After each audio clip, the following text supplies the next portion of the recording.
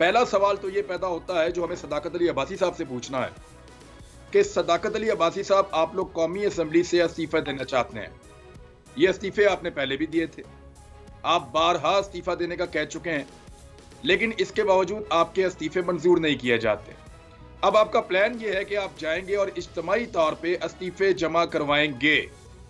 सवाल ये पैदा होता है कि क्या आपके इस्तीफे मंजूर कर लिए जाएंगे, क्योंकि वहां पे स्पीकर का और पीडीएम की जमातों का ये मानना है कि इस्तीफों के लिए आप लोगों को इनफरादी हैसियत में आना पड़ेगा। क्या आप इनफरादी हैसियत में भी जाएंगे या इज्तिमाई तौर पे जाके आपको लगता है कि ये जिम्मेदारी आपकी पूरी हो जाएगी?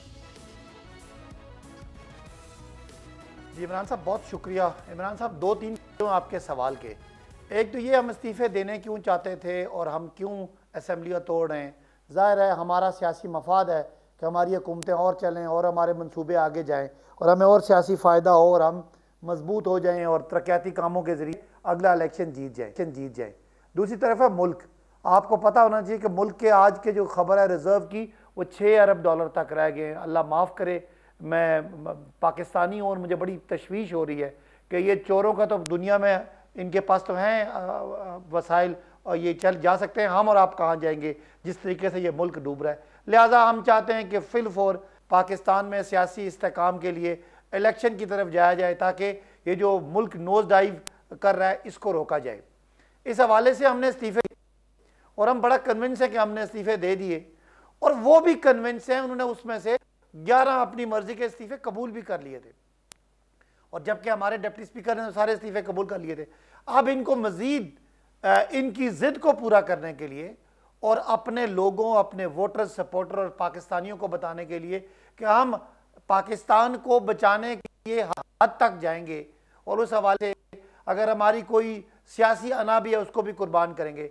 लिहाजा हम जाएंगे एक बार फिर कौम के सामने खड़े होके, जो हमने 10 अप्रैल को इस्तीफे दिए थे उन्हीं को दोबारा से उसका इयादा करेंगे।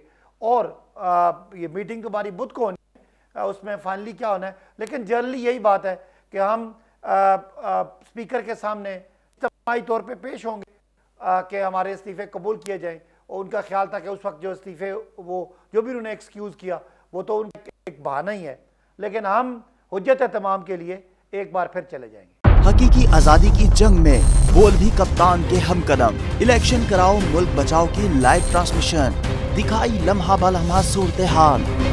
रील और रेटिंग में भी बोल न्यूज रहा नंबर 1। सब्सक्राइब करें और बेल दबाएं ताकि कोई खबर रह न जाए।